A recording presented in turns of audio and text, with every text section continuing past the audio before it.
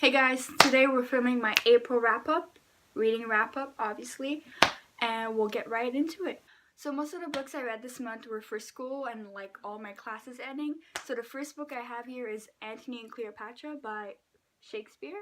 So actually I read this for a second time now, and I enjoyed it a bit more but also a bit less the second time around. I don't know why. There's something about Antony and Cleopatra that hooks me but at the same time repulses me. I think it's just the story is too long compared to his other play. I was taking like a Roman tragedy Shakespeare class type of thing. Anyways, I don't know.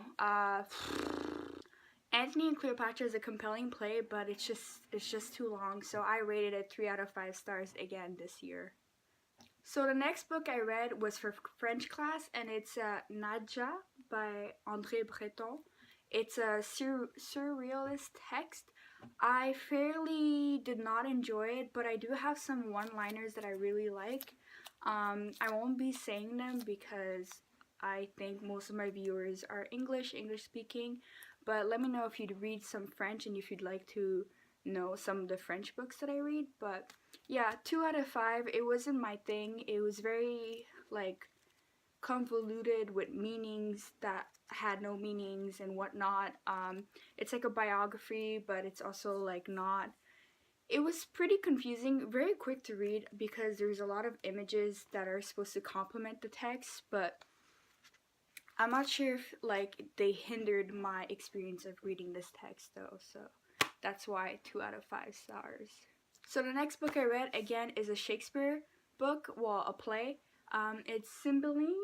I don't know. I still don't know how to like say it, and we had to talk about it in class. But I actually fairly enjoyed this one. It was really interesting. Actually, it was really comedic in some regards. It had a little bit of every other Shakespeare play in it, and I for sure it was like purposeful from Shakespeare. I think this really represents like Shakespeare's playful side. I don't know, I really liked it. This play deserves more hype than it has gotten in the recent years, but it's funny because there's a whole entire debate on whether this is a tragedy or a comedy, or but it's mostly labeled now as a tragedy comedy. So yeah, let me know if any of you have read this one. Also, I rated it 4 out of 5 stars. So the next book I read was a classic, and it's for my Jane Austen class, and obviously it's Jane Austen, but it's the work of Emma. I really liked it, as you can tell, with all the tabs.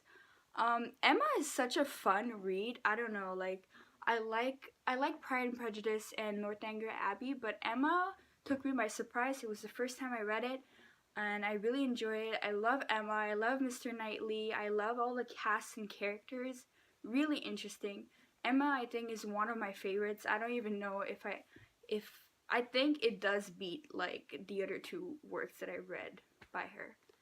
So Emma was a 4 out of 5 stars for me. So once again, like I said, most of these books, except the last one, were all for classes that I had finishing up, and the next one as well. So Fun Home by Alison Bechdel.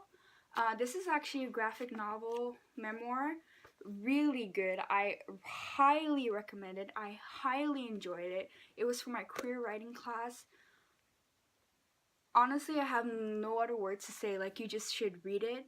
I found it more sad than like comedic, but that's just my opinion. I know that the second part of this graphic memoir actually came out recently or in recent years, so I'm really excited and I will be picking it up. So good. Honestly, 5 out of 5 stars.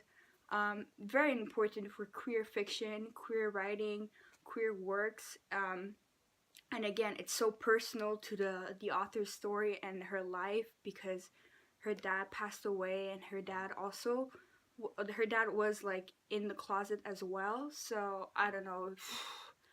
I still think about this book, and this book makes me really want to read some Proust and some Camus. I've read some Camus before, but like A Happy Death by Camus, like this like makes me want to read it so badly.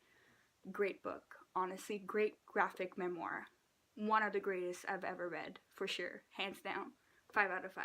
Like I promised, the last book was not for school, so it was just a fun read. Again, it's a graphic novel. Very cute, very fun.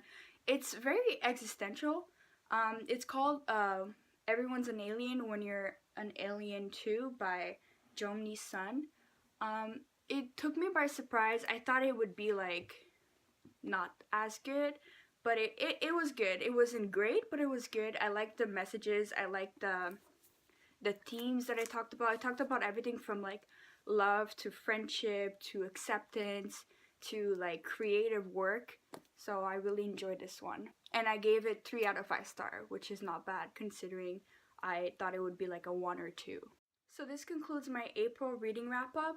It's very short and a lot of it is very like short reading, but honestly, April was the month where I had all my essays due or to finish, and then I had all my final exams.